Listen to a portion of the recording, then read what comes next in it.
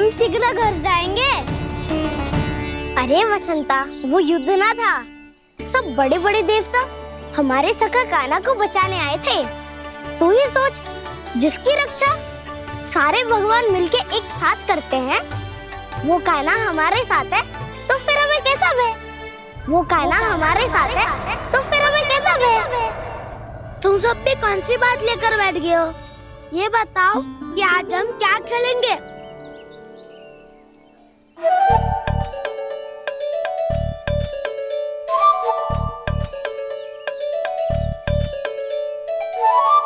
चोर प्रहरी खेले।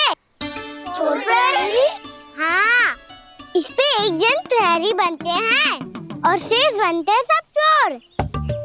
और चोर का कार्य होगा भागना और छुपना, और प्रहरी का कार्य होगा चोर को पकड़ लेना। अरे वाह कान्हा, क्या खेल बताए हो है। इसमें तो बहुत आनंद आएगा।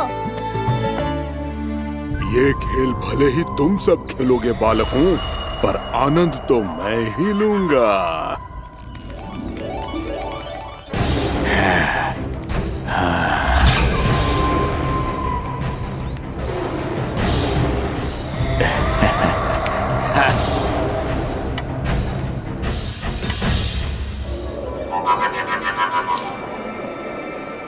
ये सिक्का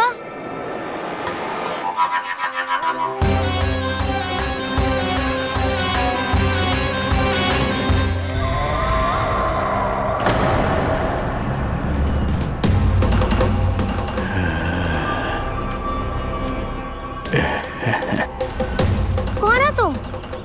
छलिया, मायावी छलिया।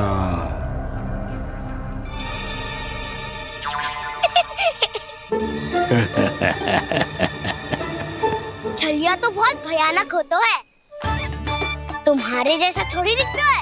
हाँ। मुझे मूर्ख समझते हो तुम? 100 छलियाएं देखे हैं मैंने। हाँ। पर मैं उनसे ना घबराता हूँ, उनको मुझसे भय लगता है। हाँ? सच? और नहीं तो क्या, मैं हूँ इतना अनोखा, इतना वीर। तुम्हें विश्वास ना हो रहा है तो चलो मेरे सखाओं से पूछ लो।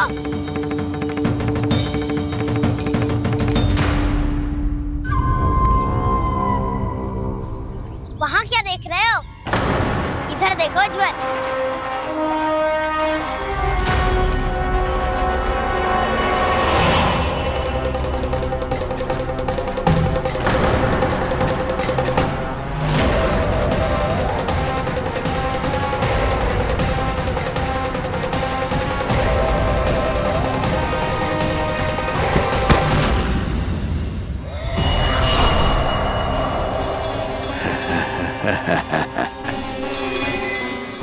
सौ छलिए देखे हैं इसने।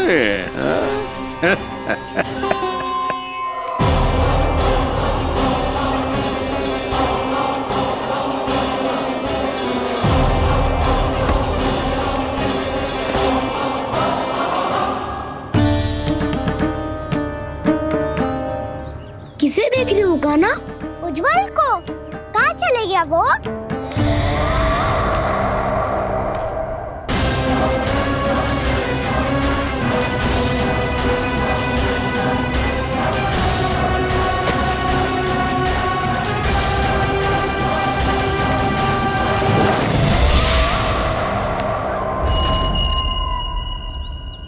चिंता मत करो कान्हा, उज्जवल यही का ही होगा, आ जाएगा।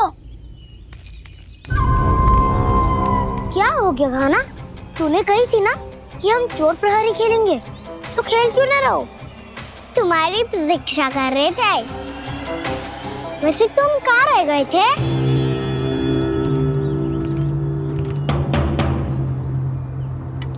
वो ये देखो ना, मुझे क्या मिला? सिक्का।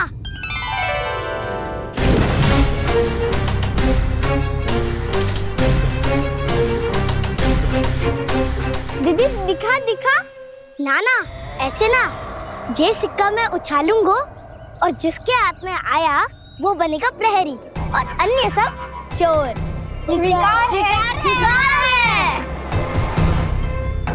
ये यदि मैं प्रहरी बन गया तो बहुत सरलता से इस कृष्ण को पकड़कर गुफा में ले जाऊंगा और वहीं इसकी हत्या कर दूंगा। इसे इसके ही यंत्र में फंसाना होगा मुझे।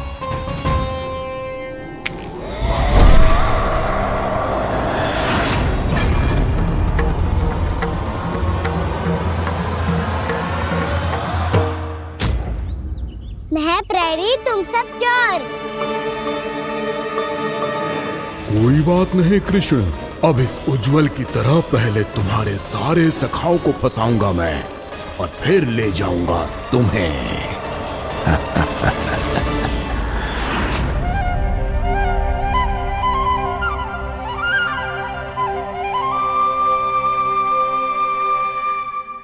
चलो खेल आरंभ करें।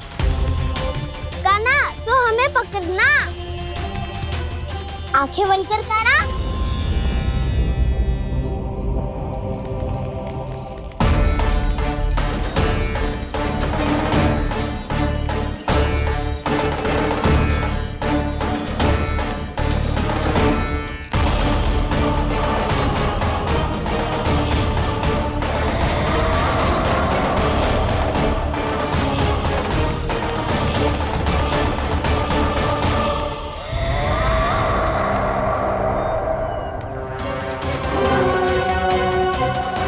अकेला रह गया ये, अब फंस गया ये।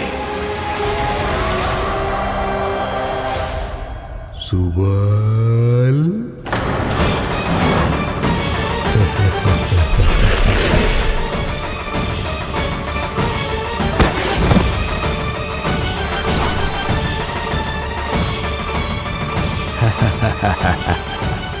इन सब का तो मुझे पता नहीं, परंतु मुझे बड़ा आनंद आ रहा है इस खेल में।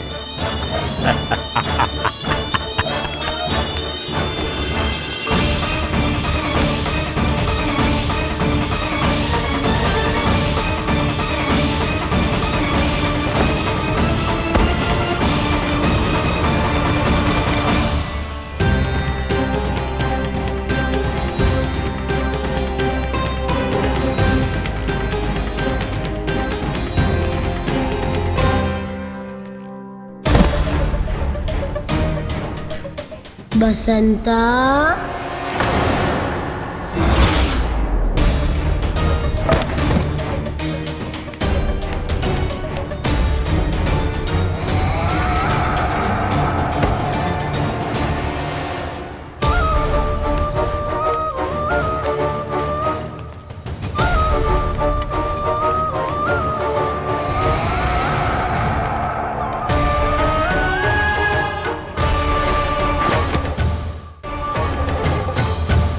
ये तो एक एक करके सभी बालकों को अपना शिकार बनाता जा रहा है।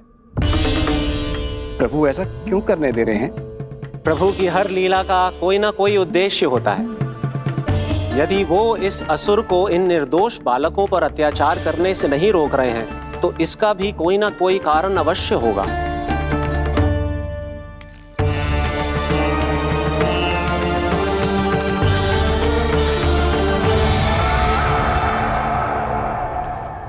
श्री दामा,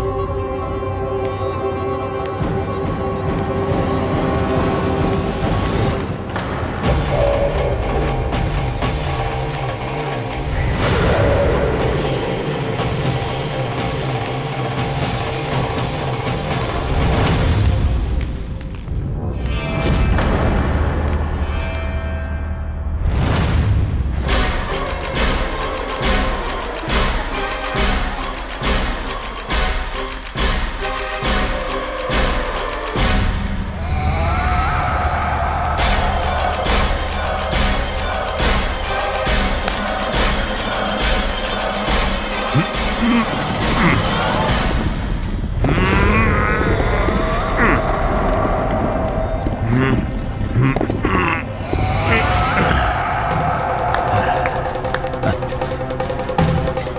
केवल 2 ही बालक शेष बचे हैं। दोनों को पकड़कर ये खेल ही समाप्त कर दूंगा।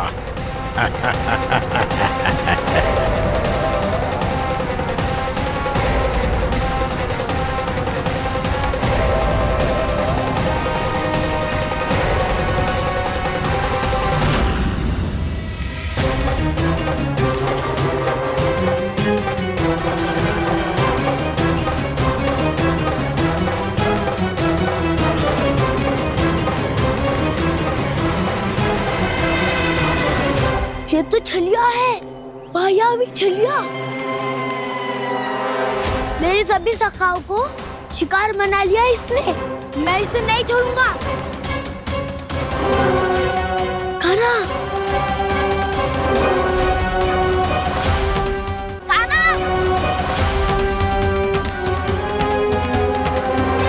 कान्हा, कान्हा।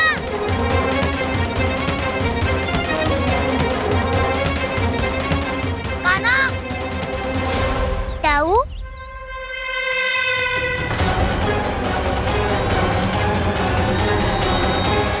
छलिया हो तुमने मेरे सखाओं का अपहरण किया है। मैं छलिया ना हूँ ना, मैं तो आपका छोटा भाई हूँ, आपका कान्हा। मैंने सब कुछ अपनी आंखों से देखा है। बस तुम छलिया ही हो। रूप बदल बदल कर मेरे सखाओं का अपहरण कर रहे हो। ये क्या कह रहे हो दाऊ? आप ही मुझे नहीं पहचानोगे तो कौन पहचानेगा?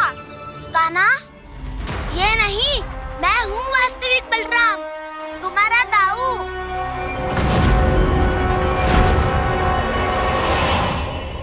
इसके बहकावे में मत आना कान्हा, ये चलिए।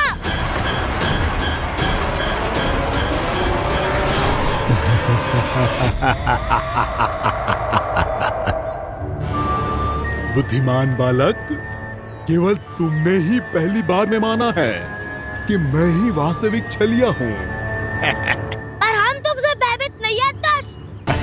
इसी क्षण हमारे सखाओं को मुक्त कर दो। अच्छा, यदि इतना ही क्रोध आ रहा है तो जाओ, छुड़ा लो अपने सखाओं को।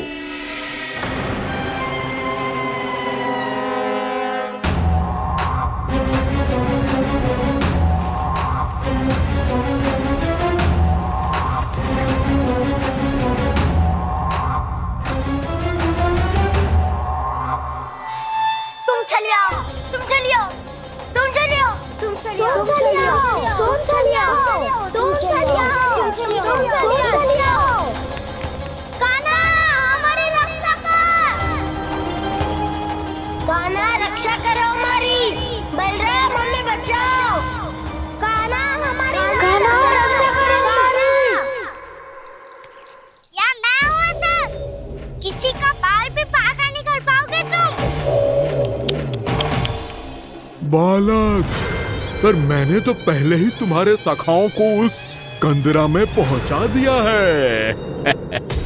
बेचारे इस समय घबरा के रो रहे होंगे, सहायता की भिक्षा मांग रहे होंगे।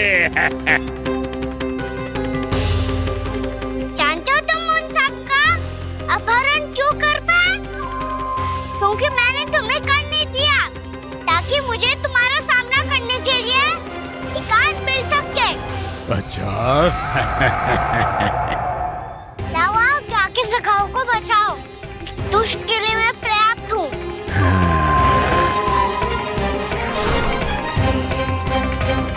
कान्हा, पीछे मुड़ के मत देखना कान्हा।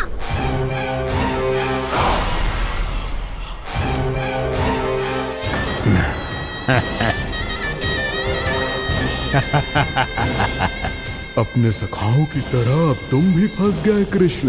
अच्छी कलाकारी कर लेते हो ना सर। किसे सिखाया ऐसा स्वांग करना? स्वांग नहीं, माया है ये विद्या मैंने अपने पिताश्री से सीखी है। माया के महान आचार्य मायासुर। तो तुम मायासुर के पुत्र हो, पर जिसके सामने ना माया जाल बुनने का प्रयास कर रहे हो, ये माया के स्वामी है, ये मायाधर विष्णु है। ये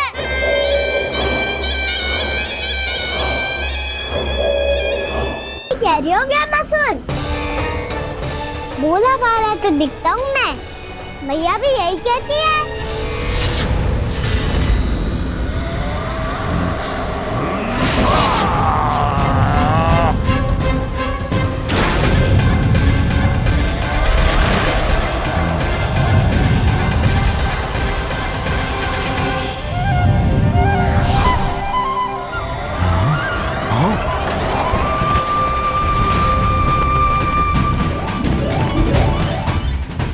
आसन को उपहार देने के लिए बहुत बहुत धन्यवाद व्यामासुर। बहुत समय से खड़े खड़े थक गया था मैं।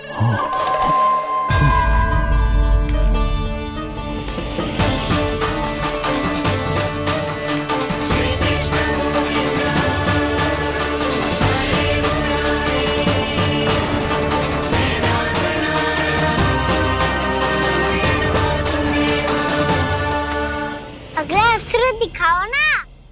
तुम्हारी यही जिज्ञासा आज तुम्हारा अंत करने में सहायक बनेगी, मूर्ख बालक।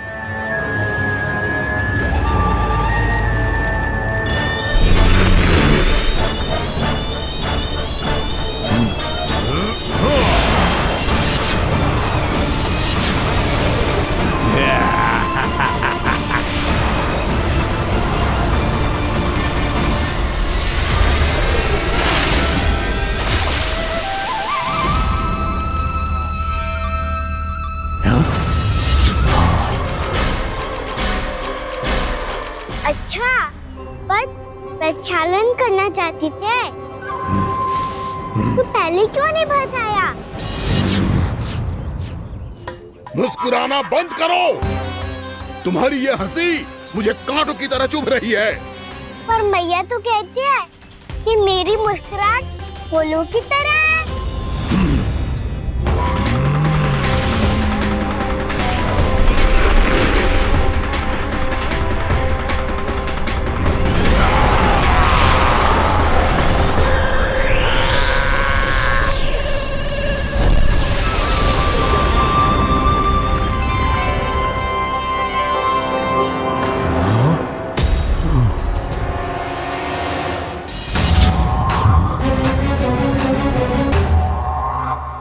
था ना मेरी मुस्कुराहट बिल्कुल इन्हीं फूलों की तरह है। और तुम कर क्या रहे हो व्यामासुर? कभी आसन दे रहे हो, कभी पद प्रक्षालन कर रहे हो, और अब फूल भी चढ़ा दिए। तुम मुझ पे वार करने आए हो कि पूजा करने? तुम्हारी पूजा तो मैं अब ऐसी करूंगा कि तुम मृत्यु के बाद भी मुझे भूल नहीं पाओगे बालक।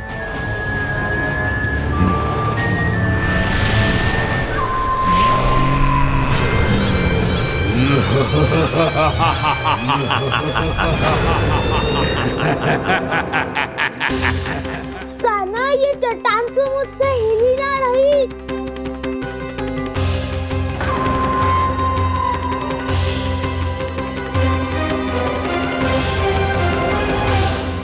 अभी कंदरा के अंदर कुछ क्षणों में ही प्राण वायु समाप्त हो जाएंगे।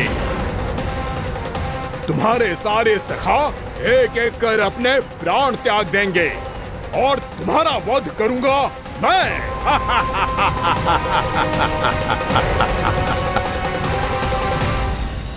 अरे सब जन बच के रहना।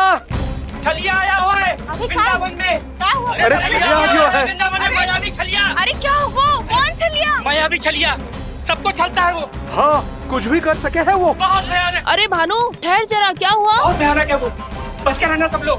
अरे भेष बदल ले तो है वो। हाँ। क्या हुआ? छलिया है वो। अरे पूरी बात तो बताओ। रानी भाभी, रानी भाभी, कान्हा घर पर ही है ना? ऐसे भड़बड़ा क्यों रहे हो? कोई भूत देख लियो है क्या? भूत ना भाभी, छलिया से भेंट हो गई। सच्ची का मायावी छलिया है भाभी। क्या उल्टा सीधा बोले जा रहे हो? ठीक से बताओ। अब दोनों भी? वो कान्हा के पीछे पड़ो है वो। मेरे लल्ला के पीछे? हाँ रानी भाभी, हमारे अचेत होने से पहले हमने उसे ये कहते सुना था कि वो वृंदावन आने वाला है कान्हा से मिलने। हे नारायण, मेरे कान्हा की रक्षा करना। जसोदा जी, मायावी छलिए से बचना बालकों के बस की बात ना है। जीजी, बालक वन में अकेले हैं।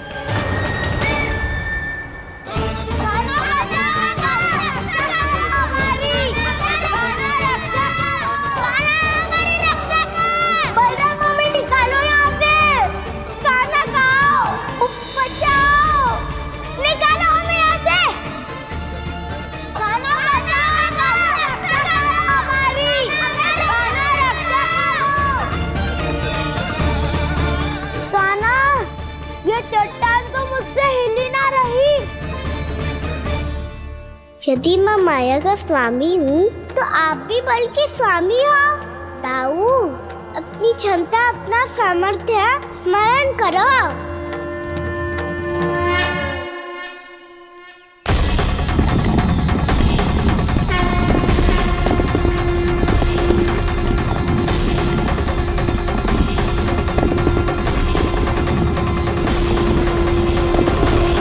इससे पहले कि वो कंदरा का द्वार खोल के तुम्हारे सखाओं को बाहर निकाले, मैं तुम्हारे प्राण ले लूंगा कृष्ण।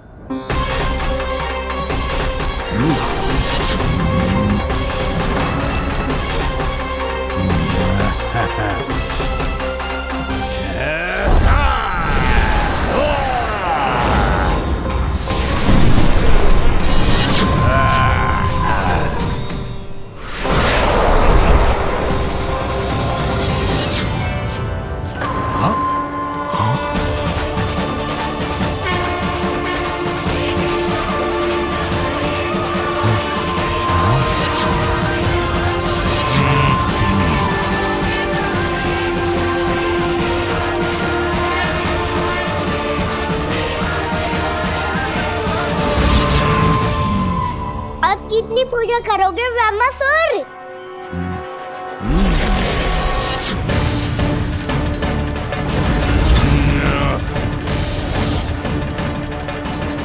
प्रभु तो खेल खिला रहे हैं इससे, और ये खेले जा रहा है विवश होकर, उनकी माया से बाध्य होकर।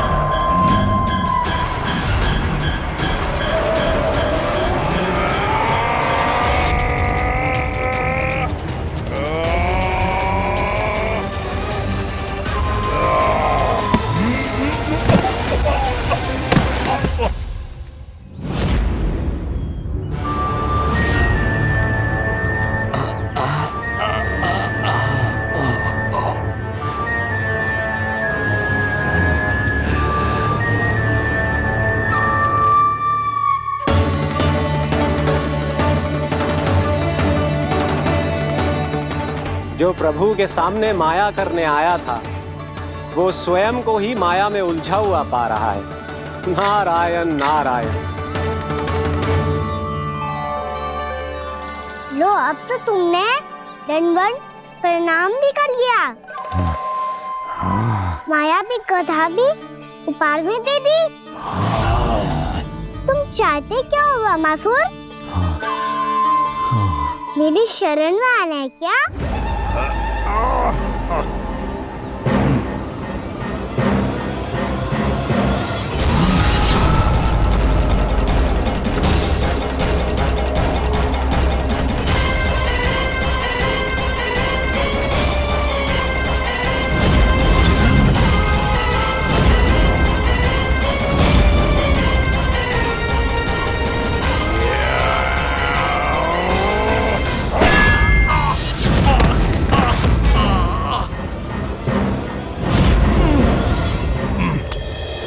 सोच विचार का समय ना है हमारे पास। अपने बालकों की रक्षा के लिए इसी क्षण में निकलना होगा। और वो छलिया किसी का भी रूप धारण कर सकते है। सुलक्षणा तेरा, शांति तेरा या मेरा, किसी का भी रूप धारण करके हमें भ्रमित कर सकते हो। इसीलिए हमें सतर्क रहना होगा। समझ आई? चलो।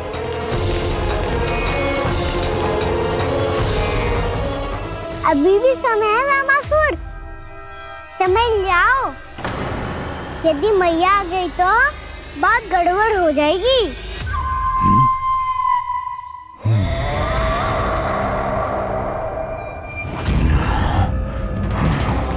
मुझसे युद्ध का कोई लाभ नहीं होगा।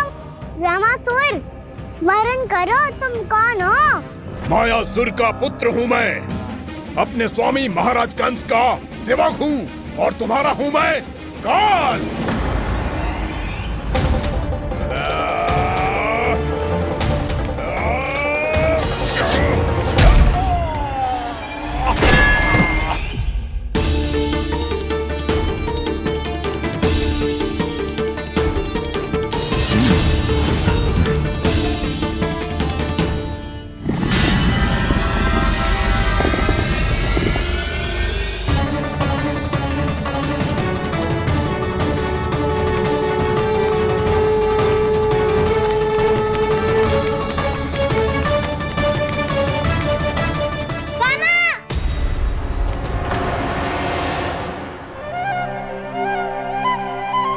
बाबा कहते हैं दुष्टों को पहले बातों से समझाना चाहिए, फिर भी ना माने तो अस्त्र ना उठाना दृढ़ता होती है।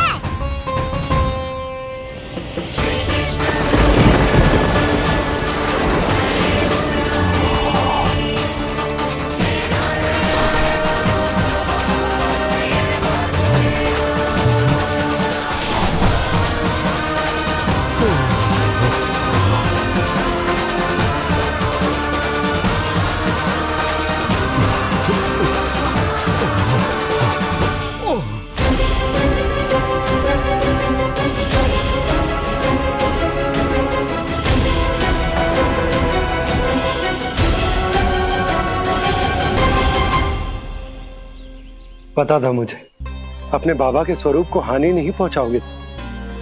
सही कही तुमने। पिता की छवि ही पिता के समान भी आनंदीय होती है। रामासुर, रामासुर। ये मैं अपने वास्तविक रूप में कैसे आ गया?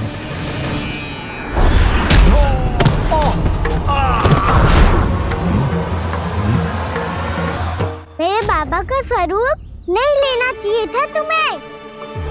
मैया ने सिखाया है भूल को क्षमा किया जा सकता है, पर जानबूझ के किए गए अपराध के लिए दंड ही एकमात्र विकल्प होता है।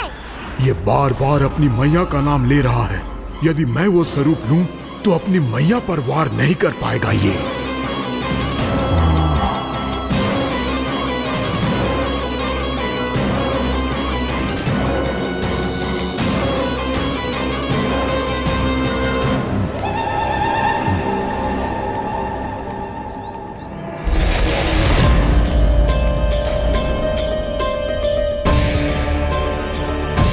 लल्ला, मैं तेरी मैया हूँ, अपनी मैया को मारेगा? बच गया। समझाया था, पर तुमने एक बार फिर से मूर्खता कर ही दी। इस पर तुमने पहले से भी बड़ी और पहले से भी भयंकर भूल किया रामासुर।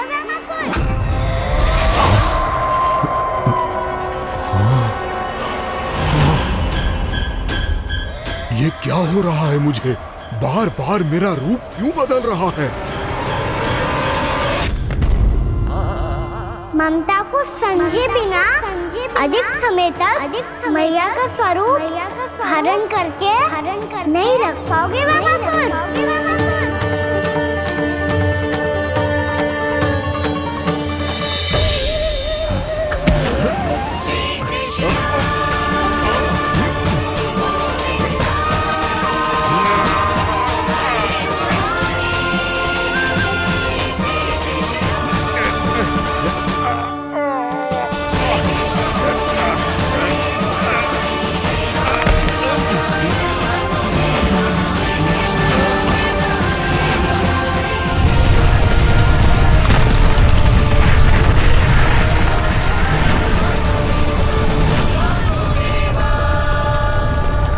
प्रभु के क्रोध से धरती भी कांपने लगी है।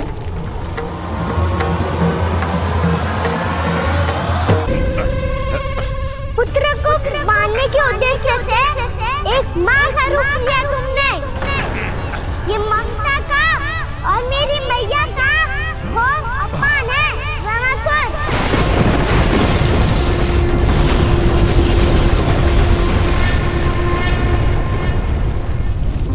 इससे पहले इस असुर के कारण निर्दोष प्राणियों का कोई अहित हो, मुझे कुछ करना होगा। यदि मैं माया का स्वामी हूँ तो आप भी बल के स्वामी हो। दाऊ, अपनी क्षमता, अपना सामर्थ्य स्मरण करो।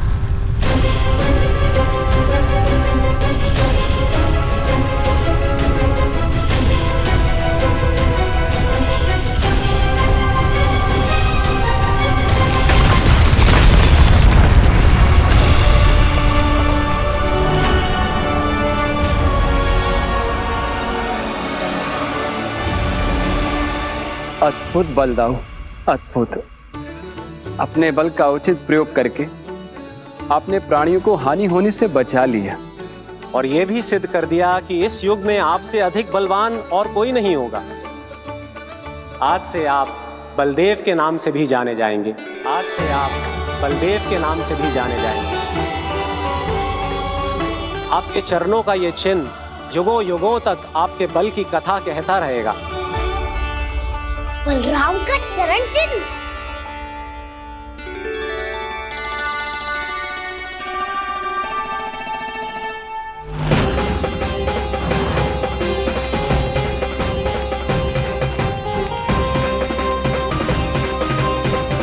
मेरी माया से आज तक कोई नहीं बच पाया है। एक बार मुझे छोड़कर देखो, फिर पता चलेगा कि मैं हूँ कौन। पहले ये तो देख लो कि मैं कौन हूँ।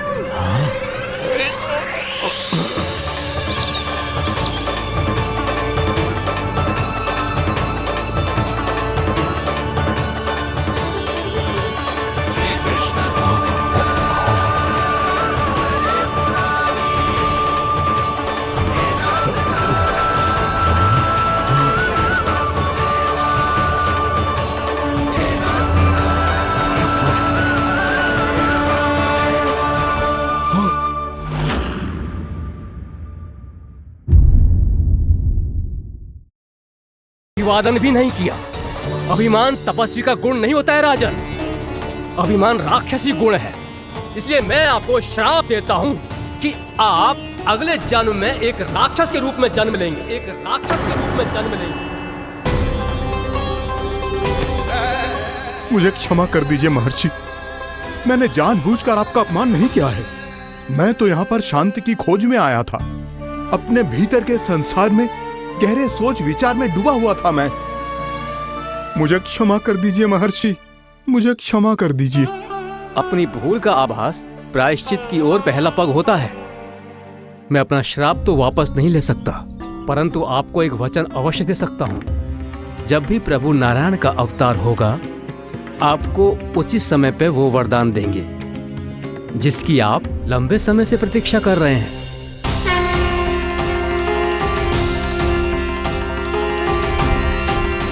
प्रभु, आपने मेरी आंखें खोल दी।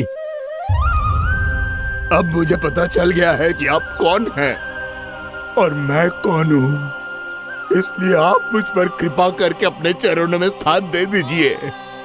मुझे वो शांति प्रदान कीजिए जिसकी खोज में मैं वर्षों से भटक रहा हूँ। शांति तो मोक्ष में ही है, इसीलिए मैं तुम्हें मोक्ष का वरदान देता हूँ।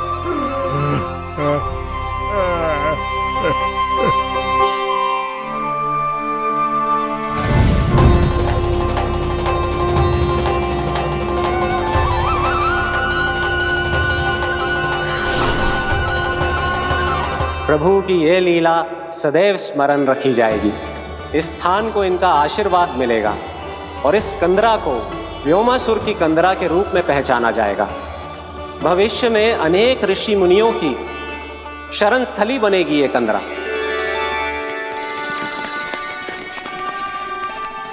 ये कोई साधारण बालक ना है। ऐसा चमत्कार कोई साधारण बालक थोड़ी ना कर सकते है। तुम सत्य कह रहे थे बलराम। कान्हा सच्ची में भगवान ही है। तभी तो सब देवता इसे बसाने और इसकी ओर से युद्ध करने आते हैं। तुम सब ऐसे आंखें फाड़ के क्यों देख रहे हो मुझे?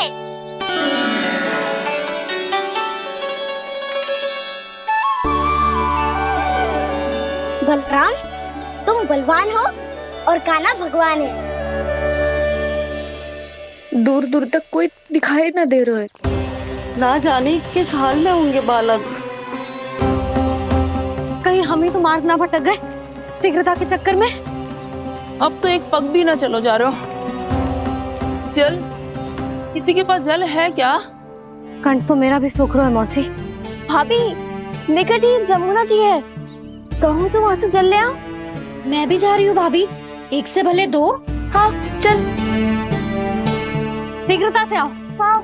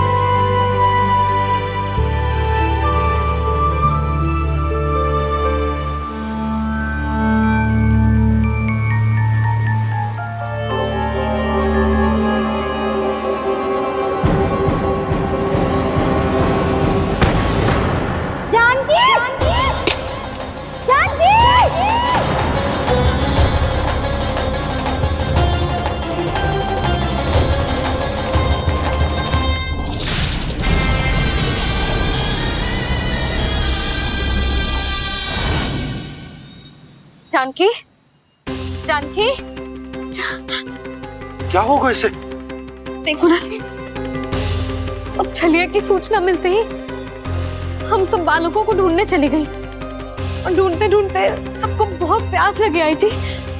तो जानकी जमुना जी की नदी से जल लेने गई और उसने जमुना जी का पानी पिया और उसकी जेदशा हो गई। बालक कहाँ है? वो ठीक तो है ना? ऊपर ऊपर से सब ठीक है पर भीतर से बहुत भयभीत है सब। जानकी तो बिल्कुल नीली पड़ गई है। लग तो है विष फैल गया है इसको पूरे तन में। मथुरा के सर्वश्रेष्ठ विदेह जी को बुलाए गए हैं उसके उपचार के लिए। जैसे ही इसने जल को मुंह से लगाया, ये गिर पड़ी। चटपटाने का अवसर भी ना मिलो। हाँ वैद्य जी, और निकटी मृत पशु भी पड़े हुए थे। हाँ, मैंने भी अस्थियां देखी थी। इसका तो यही अर्थ हो सकता है कि समस्या वहाँ के जल में ही हो। वैद्य जी, आप रोगी की नाड़ी पे ध्यान दो ना। जे गोपिया क्या कह रही है उसे सुनने की आवश्यकता ना है। जब तक विष के कारण का पता नहीं चल जाता, हम उपचार कैसे कर सकते हैं रानी जी? जी, वो निकट ही यमुना जी में एक विशेष क्षेत्र है। ये सब उसी के जल की बात कर रहे हैं। तब तो ऐसा भी हो सकता है कि किसी विषैले सर्प के काटने का प्रभाव हो। पर सर्प के काटने का चिन्ह ना है उसके तन पे। सर्प जब काटतो है तब उसके दांत के चिन्ह बन जाते हैं। मुझे पता है, बड़े बड़े सर्प को काटते हुए देखो है मैंने। एक दिन अब बात कर उज्जवल, ये बड़ी बड़ी हाँकने का समय ना है। पर यदि सर्प ने ना काटो है, फिर जानकी की ये दशा किसने की? अवश्य किसी राक्षस ने की होगी। नाना, कोई विषैला पशु भी तो हो सकता है। यह अवश्य किसी महाविषैले सर्प के विष से हुआ है। सर्प ने भले ना काटा हो, लेकिन यह अवश्य ही किसी महाविषैले सर्प के विष के कारण हुआ है। कालिया नाग। कालिया नाग?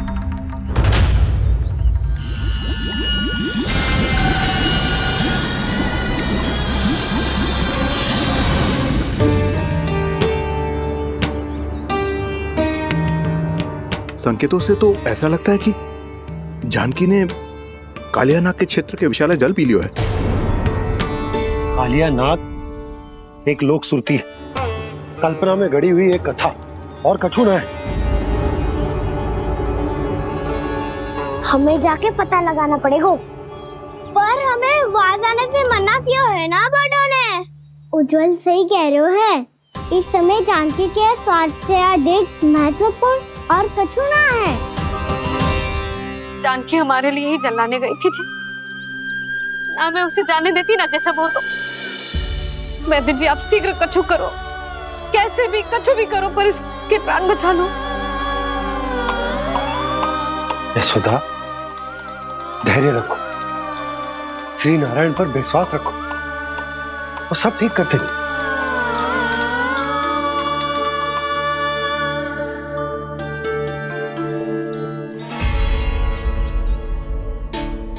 विष की काट की मेरे पास जितनी जड़ी बूटी थी मैंने सब अर्क बना के पिला दी, पर इसकी दशा में अभी तक कोई सुधार नहीं दिख रहा है।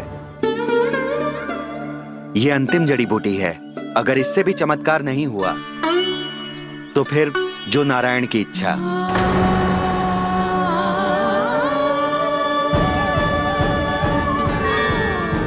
पर कोई तो उपाय होगा जानकी को बचाने का। कान्हा, यदि तुझे किसी औषधि के बारे में पता है हमें बता दे, हम जाके ले आएंगे।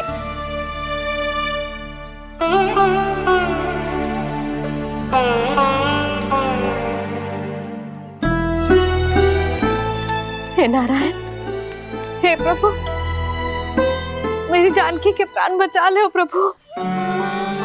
या तो मैं अपने आप को कभी क्षमा न कर पाऊंगी। ये सारी मेरे ही कारण बनाई थी। उसकी रक्षा करो प्रभु, मेरी पुकार सुनो। कान्हा, तूने हमें बत्तासुर से बचाया था ना? और बकासुर से भी तो, और छलवे से भी तो तूने ही बचाया था ना हमें। क्या ऐसा कोई उपाय ना है जानकी को बचाने का? धन्वंतरी,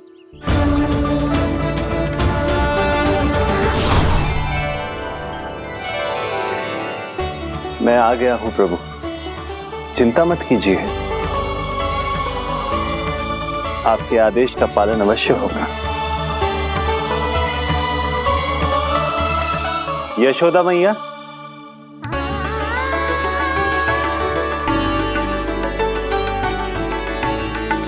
मैया आपको कोई पुकार रहा है।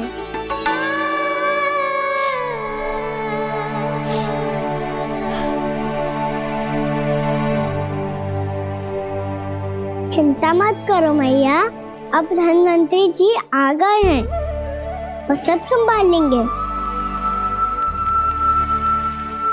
धन्वंतरी जी कौन है? जिन्होंने संसार का आयुर्वेद दिया, आरोग्य के देवता, वे श्री नारायण के अवतार।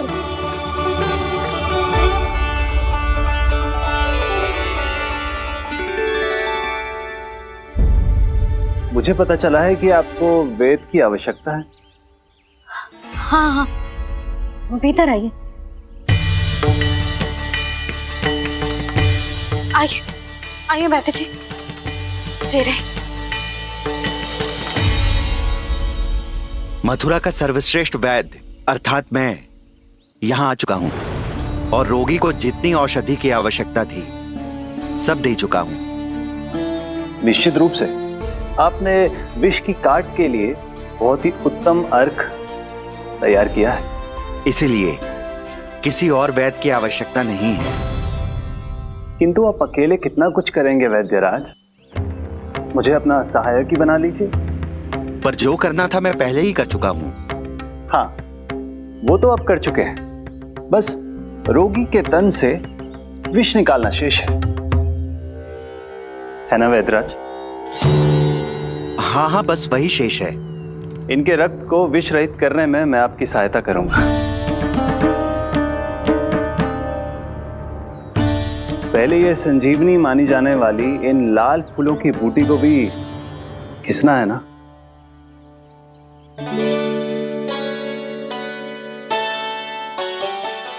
हाँ हाँ, तुम सही कह रहे हो, इसे अच्छे से घिसो।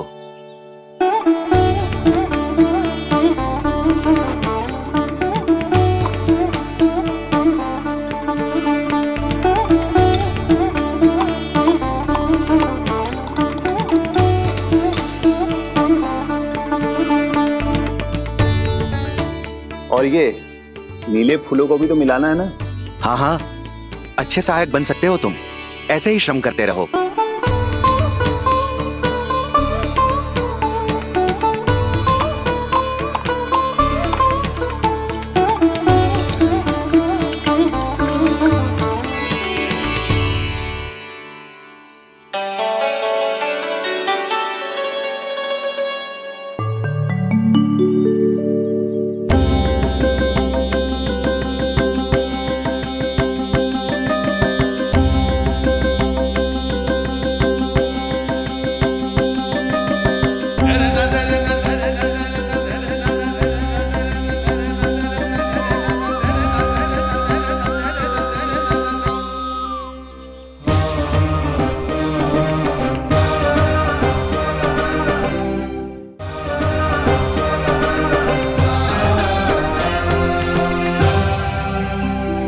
जानकी स्वस्थ तो हो जाएगी ना धन्वंतरी जी?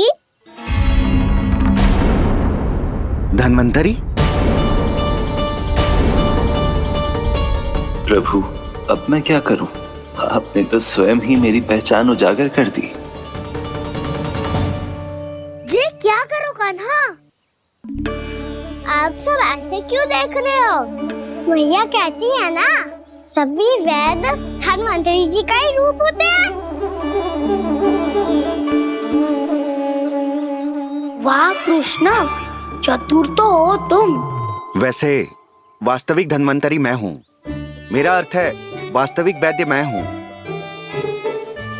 ये तो मेरा सहायक है, मुझे पूरा विश्वास है बिल्कुल ठीक हो जाएगी। वैसे ही थोड़े ना मुझे मथुरा का सर्वश्रेष्ठ वैद्य कहते हैं लोग।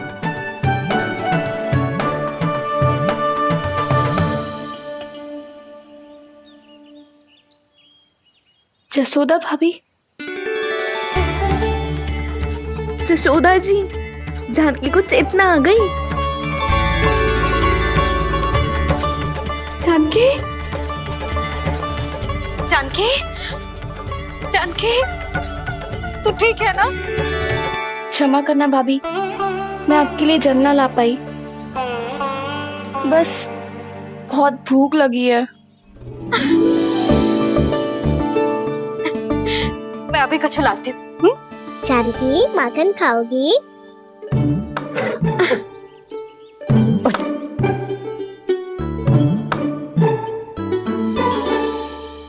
आजा, तू ही खिला दे लल्ला।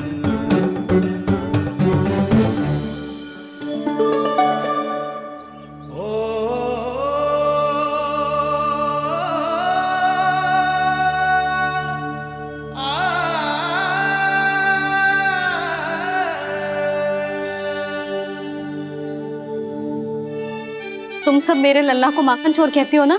आज देखो, अपना ही माखन जानकी को खिला रहे है।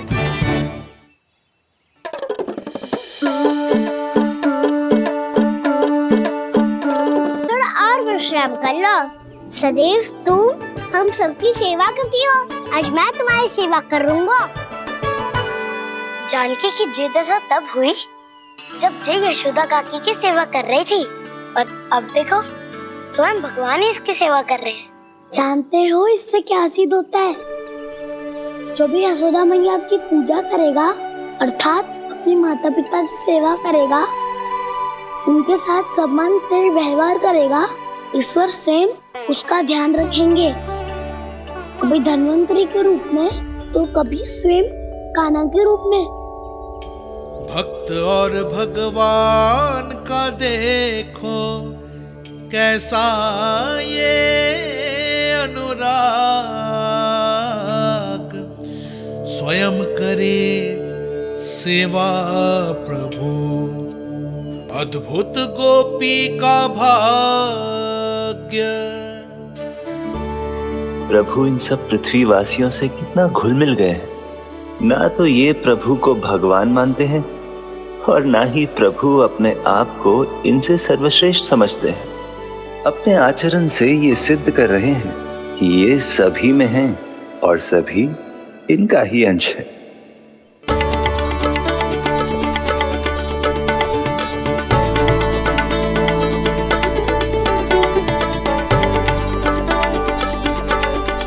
प्रभु, अब मुझे जाने की आज्ञा दीजिए।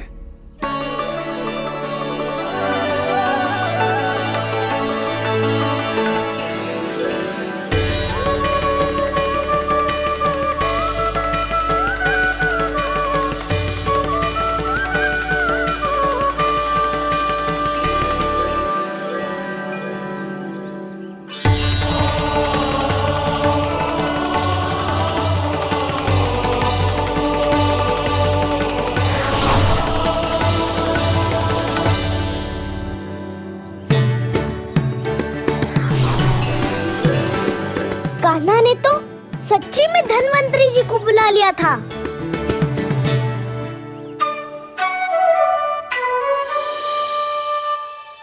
जब से कान्हा का जन्म हुआ है ना, मैं तब से देख रही हूँ, तब से हम पे कोई भी संकट आती है ना, तो अचानक से कोई अपरिचित हमारी सहायता करने आ जाता है और जाते समय कान्हा की आज्ञा लेके जाते है और कभी कभी तो इसे प्रभु बोल के जाते है। बाबा संभालो।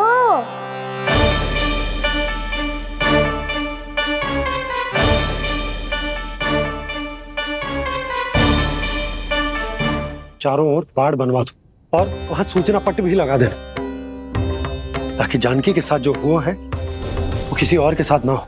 शीघ्र जाओ। जी ठीक है।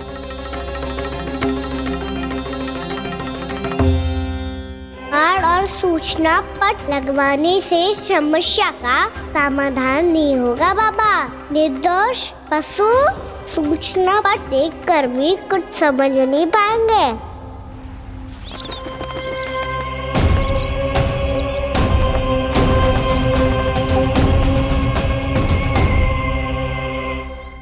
तो तुम्हारे कहने का अर्थ यह है कि व्योमासुर मारा जा चुका है और वो बालक अब भी जीवित है।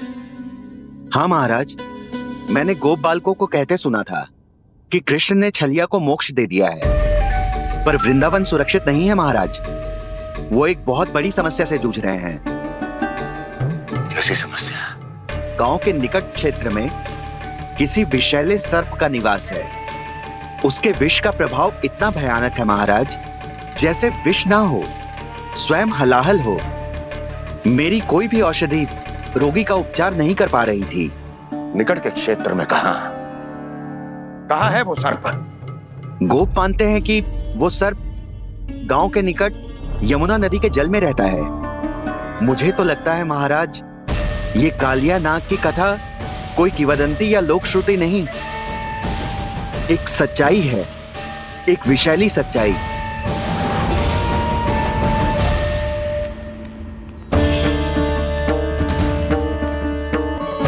कालिया का सामना करने का समय आ गया है, पर उससे पहले मुझे बुलाना होगा उन्हें।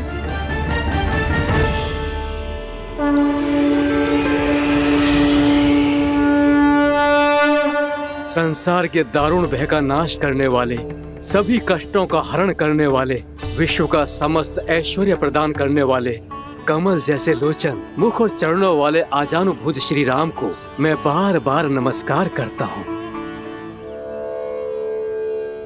आपदामपहर्तारं दातारं सर्व संपदाम लोकाभिरामं श्री रामं भूयो भूयो नमाम्यहम्। कागभूषोंडी कागभूषोंडी कागभूषोंडी। प्रभु क्षमा करें, मुझे जाना होगा।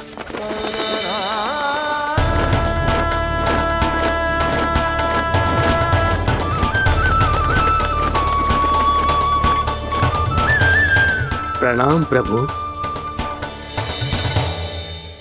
अनेक बार मैं आपके दर्शनों के लिए आया प्रभु। कभी नंद भवन के झरोखों से आपके दर्शन करके चला जाता था, तो कभी दूर किसी वृक्ष की आड़ से आपको निहार लिया करता था। आज आपने स्वयं मुझे बुलाकर धन्य कर दिया प्रभु।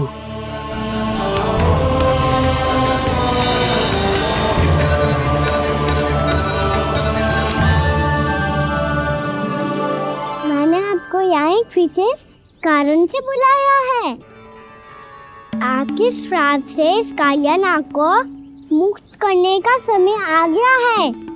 ये तो बहुत ही उत्तम समाचार है प्रभु। इतने वर्ष बीत गए, मुझे आज भी स्मरण है वो दिन जब मैंने उन्हें श्राप दिया था। अपने क्रोध पर नियंत्रण खोकर बहुत बड़ी भूल कर दी थी मैंने प्रभु। बीती हुई घटनाओं पर दुखी होके कोई लाभ नहीं है। हमें भविष्य की ओर देखना होगा।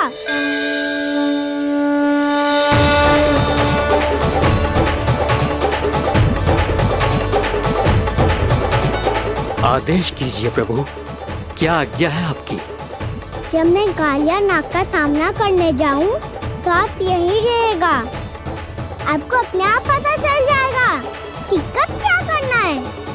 और हाँ, लौटते जाते समय नारद मुनि से कहिएगा, वो आकर मुझसे भेंट करे। अवश्य प्रभु, प्रणाम। क्या इसने सच्ची में देवर्षि नारद को बुलाया है? नारायण नारायण, आपको संदेश भेजने की आवश्यकता नहीं थी। आप स्मरण करते और मैं चला आता। तुम्हारा कल्याण हो नारद।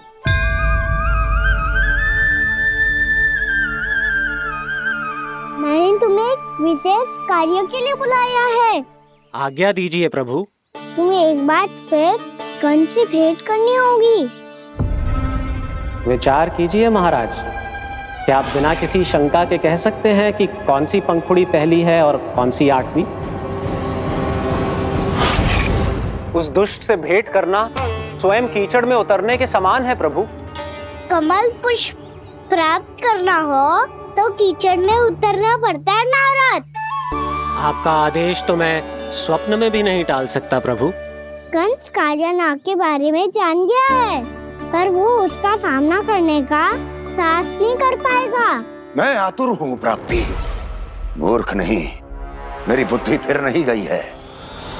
मैं स्वयं उस कालिया जैसे महाविषैले सर्प के सामने खड़ा हो जाऊं और अपने ही काल को आमंत्रित कर लूं। तो फिर अपने लाभ के लिए उसका प्रयोग करने का कोई और उपाय सोचिए स्वामी। कुछ ऐसा कीजिए कि यमुना नदी का पूरा जल विषैला हो जाए और वृंदावन वासी उसका उपयोग करे, और आपका काल कहलाने वाला वो बालक स्वयं काल के गाल में चला जाए। उत्तम उत्तम सुझाव है प्राप्ति। अब मुझे उस कालिया तक पहुंचने का मार्ग ढूंढना होगा। उसको विवश करने का कोई उपाय ढूंढना होगा, क्योंकि व्यक्तिगत रूप से उससे भेंट करना असंभव है। असंभव। आप सही कह रहे हैं प्रभु। कंस में उतना सामर्थ्य नहीं कि वो कालिया नाग का सामना स्वयं कर सके। वैसे तो कालिया गरुड़ देव का भी सम्मान नहीं करता, तो फिर वो कंस का सम्मान क्यों करेगा भला? नहीं करेगा, पर कंस तुम्हारा सम्मान अवश्य करेगा नारद। तुम्हारी बातें भी सुनेगा और मानेगा भी। ये मेरी योजना का बहुत ही महत्वपूर्ण भाग है। तुम कंस के पास जाओ और कहो कि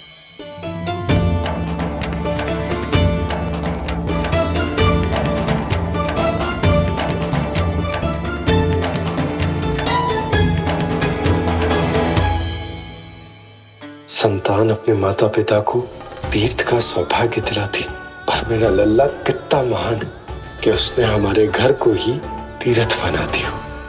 ऐसा तीर्थ जहां मेरी आंखों के सामने भक्त और भगवान का मिलन हो रहा है।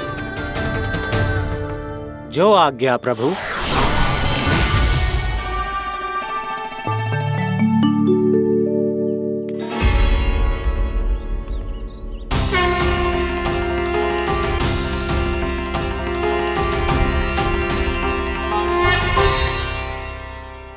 बाबा। कान्हा, ये सब क्या चल रहा है? पहले काग भुसुंडी जी और फिर जे नारद जी। क्या योजना बना रहे हो तुम? कान्हा, बताना लल्ला, क्या सोच रहे तू? कान्हा देख, अगर तुझे अपने बाबा को ना बताना हो ना, अपने भक्त को बता दे। क्या सोच रहे हो लल्ला? क्या करने वाले हो आप?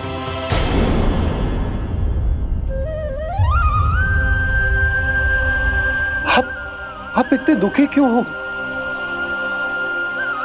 कान्हा, कान्हा, क्या होगा? क्योंकि मुझे आभास हो गया है बाबा, समय आने वाला है। कौन सा समय आने वाला है लल्ला?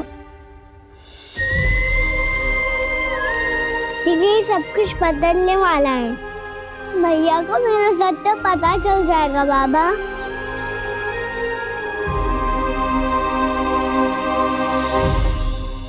पर लल्ला, इसका काग भुसुंडी और कालिया नाग से क्या संबंध है? ऐसा क्या हुआ था और क्या होने वाला है?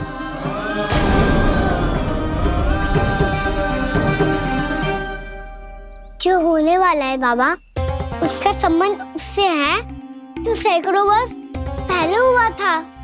महर्षि भृगु के एक वंशज थे वेदशिरा मुनि, जो विंध्याचल की पहाड़ियों में साधना कर रहे थे। तभी वहाँ अश्वशिरा नाम के एक दूसरे मुनि आमंत्रण के बिना ही आ गए। कितना सुंदर और शांतिपूर्ण आश्रम है। यहाँ प्रभु की साधना करने में बहुत आनंद आएगा। शीघ्र ही अश्वशिरा मुनि उपस्थिति के कारण होने वाले व्यवधान से बाध्य होकर वेदशिरा मुनि ने अपनी आंखें खोली। कौन हो तुम और यहाँ क्या कर रहे हो? आपके आश्रम में बहुत शांति है मुनिवर। साधना करने के लिए बहुत ही उत्तम स्थान है ये। मैं चाहता हूँ कि मैं भी यहाँ। आप यहाँ साधना करना चाहते हैं, लेकिन इतना भी नहीं जानते कि किसी के आश्रम में प्रवेश करने से पहले उसकी आज्ञा लेनी चाहिए। आप ये भी नहीं जानते कि यदि कोई यज्ञ कर रहा हो तो बिना अनुमति के वहाँ प्रवेश करने से उसकी यज्ञ साधना भंग हो सकती है। आप क्या साधना करेंगे मुनि? आप तो साधना के योग्य ही नहीं हैं। इतना अपमान! एक मुनि के मुख से इतने कड़वे शब्द शोभा नहीं देते। मैं तुम्हें श्राप देता हूँ, जितनी विषैली तुम्हारी जिह्वा है उतने ही विषैले सर्प बन जाओ तुम। और ऐसा सर्प जो सांस भी ले तो निकट का वातावरण दूषित हो जाए। तुम्हारे इस दुस्साहस के लिए मैं तुम्हें श्राप देता हूँ कि तुम अभी इसी क्षण कौवा बन जाओ, और ऐसा कौवा जो कांव कांव करके अनर्गल प्रलाप करता रहे।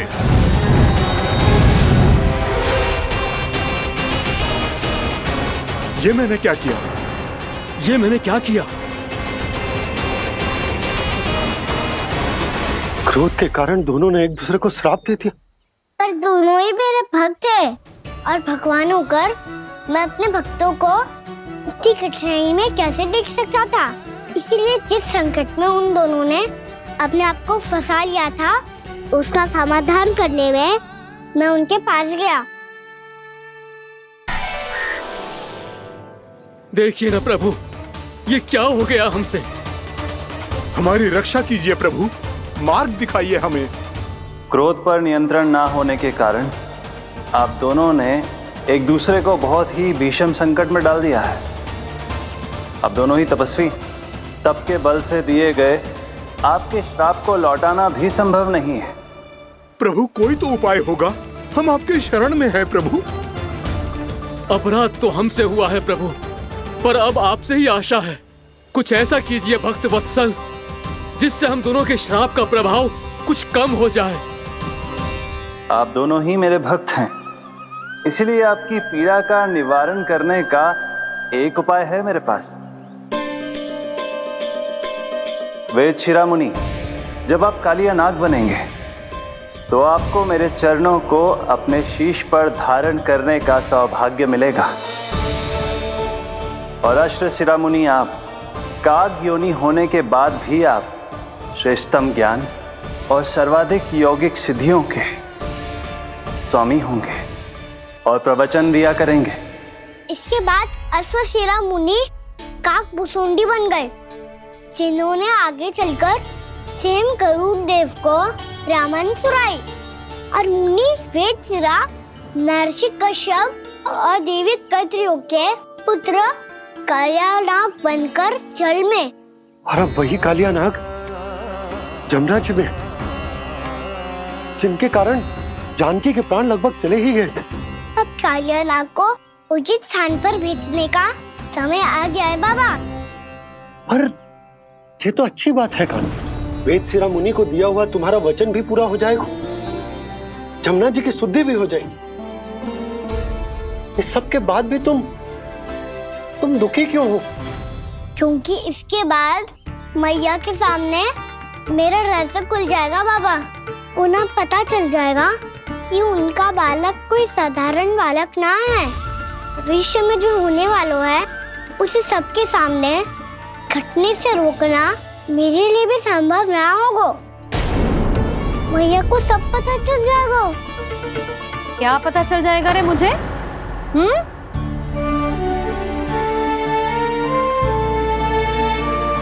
यही कि सबसे अधिक प्रेम मैं आपसे ही करता हूँ। अब बस भी कर, चलो भोजन के लिए बुलाने आई थी तुम दोनों को। भूखा थोड़े ना रहने दूंगी अपने लल्ला को, मेरा लल्ला दुर्बल हो जाएगा ना। आप खिलाओगे तो ही खाऊंगा। हाँ ठीक है, मैं ही खिलाऊंगी। अब चल, आओ जी, चल।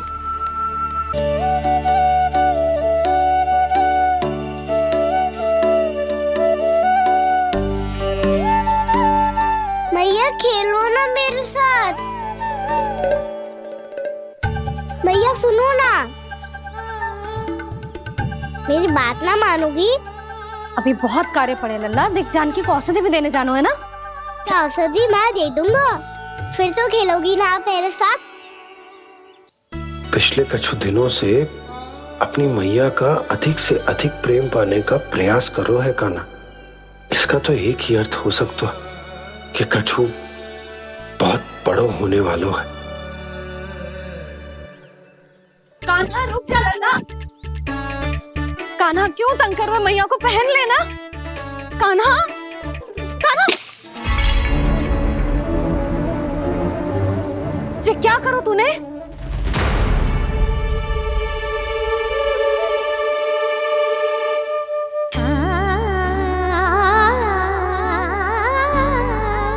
अच्छा ठीक है, अब मुंह लटकाने की आवश्यकता ना है। ये ले।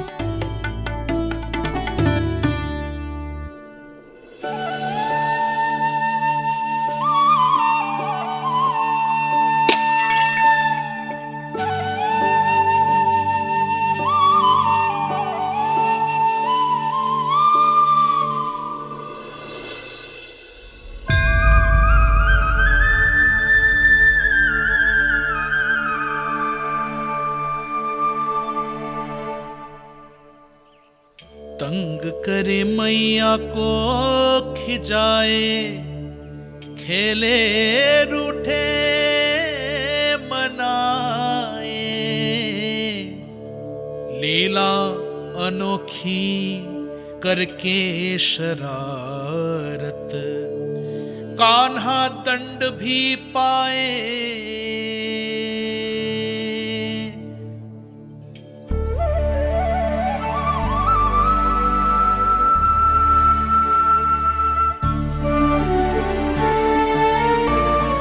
रूठना मनाना, खेलना खिलाना, पहले शरारत करके क्रोध दिलाना और फिर क्षमा मांग लेना, ये सब जानबूझकर कर रहा है कान्हा। जैसे जीवन भर के लिए अपनी मैया की ममता को अपने हृदय में समेट कर रखना चाहते हो। कैसे कैसे करूं उस कालिया से मित्रता, कैसे करूं उसका उपयोग?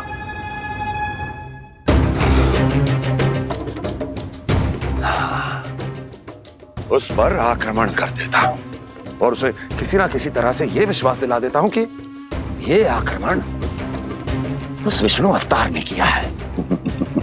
फिर वो क्रोध में आकर सारे वृंदावन वासियों को अपने विष से समाप्त कर देगा। उचित है, ये उचित है। नारायण हरि, नारायण हरि।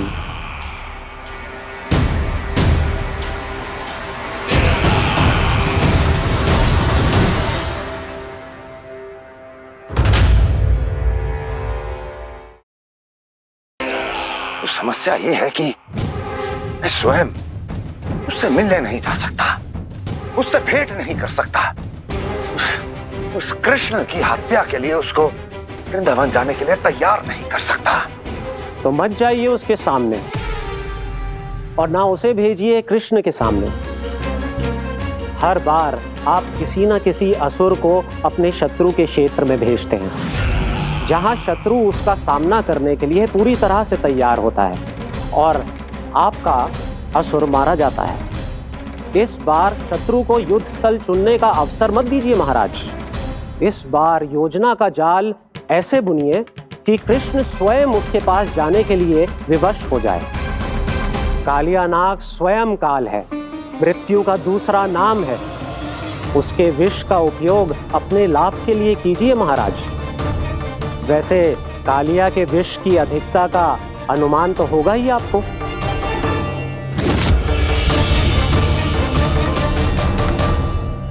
एक बार जो उसके क्षेत्र में पहुंच गया, फिर उसके विष से बचना असंभव है। उचित सुझाव है देवर्षि, उचित सुझाव है। देवर्षि, उस छलिया विष्णु की भक्ति करते करते आप भी उसके रंग ढंग सीख गए हैं। उचित है, उचित है।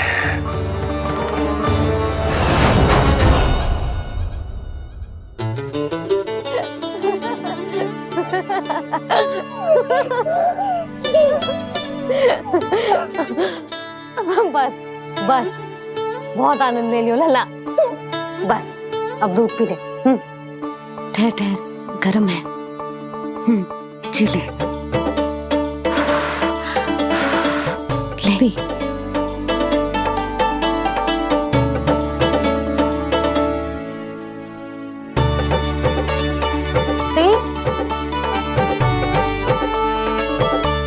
मैं ना होती तो ना जाने क्या होता तेरा। अपने आप दूध भी ना पी सकते है, भावला कहीं का। आपकी इस प्रेम के लिए तो मैं धरती पे आया हूँ मैया। मैं भी यही सोच रहा हूँ यशोदा कि तुम ना होती तो मेरा क्या होता। इसी बात पे थोड़ा दूध और कजू खाने को दे दो। अरे मैं तो भूल ही गई। तनिक ठहर जाओ जी, दूध पी लेना तो आपके लिए भी कछु ले आती।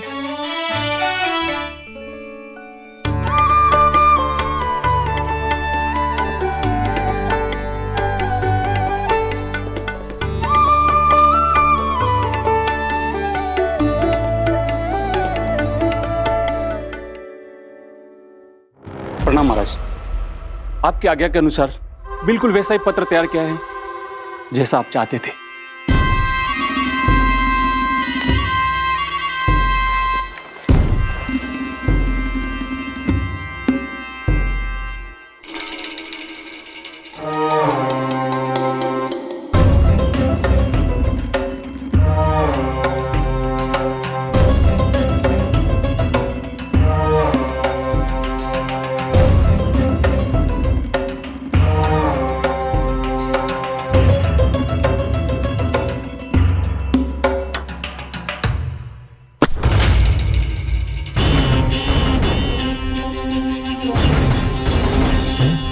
कृष्ण जन्म से लेकर आज तक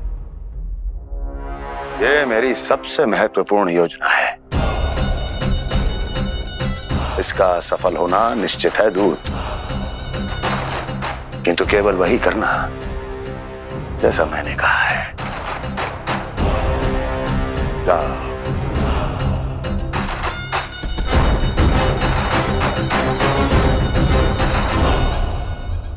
कान्हा,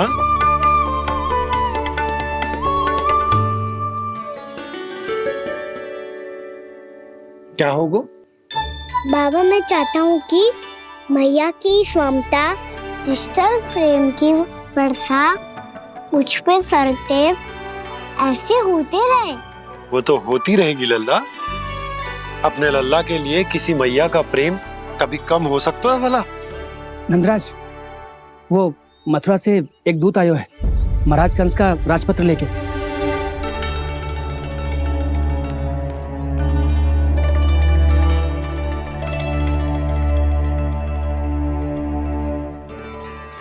कान्हा, अब क्या करने वाला है? तेरे बाबा कहाँ गए? हाँ? कंस मामा का खेल आरंभ हो गया है, पर मैया वो सब सुनेगी तो व्यर्थ ही चिंतित हो जाएगी। बस थोड़ा बाहर गया मैया, कछु खा लिए से। बाहर इस समय? मैया, क्या होगा? मैया देखो ना, पीठ पे कछु हो रहा है। मेरा हाथ ना पहुंचो, आप करो ना। दिखा यहाँ? क्षमा करना मैया, पर अभी बाबा को ही संभालने दो ये सब। कहिए, क्या संदेश लाए हैं आप? नहीं नंदराज, नहीं। महाराज कंस का आदेश है कि ये संदेश सभी गांव वालों के साथ ही पढ़ा जाए। ठीक है, मैं गांव वालों के सामने पढ़ दूंगा, पर मुझे तो दीजिए पढ़ने के लिए।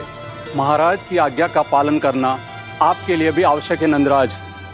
सभी गांव वासियों की सभा बुलाइए। बंसी, सभी गांव वालों की सभा बुलाओ। राजपत्र में ऐसा क्या संदेश भेजो है कंस ने? अब मेरे पत्र को पढ़कर सब भौचक के रह जाएंगे। और वो कृष्ण, उस कृष्ण के पांव के नीचे से तो भूमि खिसक जाएगी, आकाश फट पड़ेगा, बिजलियां गिर जाएंगी।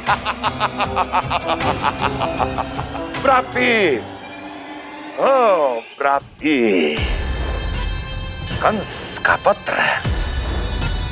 स्वयं को बहुत अधिक शक्तिशाली समझता है ना वो।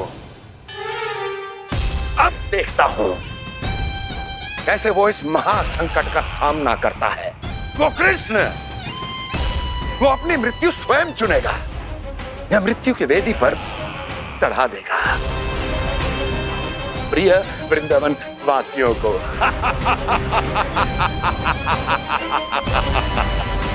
अब आएगा आनंद प्राप्ति, अब आएगा आनंद। सबको इकट्ठा करवा के ही पढ़वाएगो। अवश्य ही कोई विशेष संदेश दिया होगा कंस ने। मैं भी यही सोच रही हूँ सुलक्षणा जी, कछु ना कछु तो विशेष है, पर जे हो क्या सकता है? हाँ, बात तो सही है। ऐसा क्या हो सकता है? सभी गांव वासियों के सामने कहा जाए, कछु तो विशेष अवश्य लग रहा है। बाहर तक कोलाहल क्यों हो रहा है? मैया, मैया, अब क्या होगा? मैया देखो ना, सर पे कछु हो रहा है। लल्ला, नारायण ने तुझे हाथ दिए हैं ना? पीठ की बात अन्य थी। अपने सिर की सेवा स्वयं कर। सर पे तो हाथ पहुंच रहा है ना?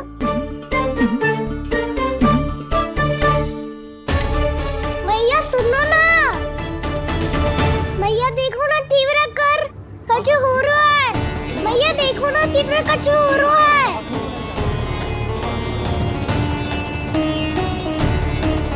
सब लोग आ चुके हैं, अपना संदेश सुनाइए आप।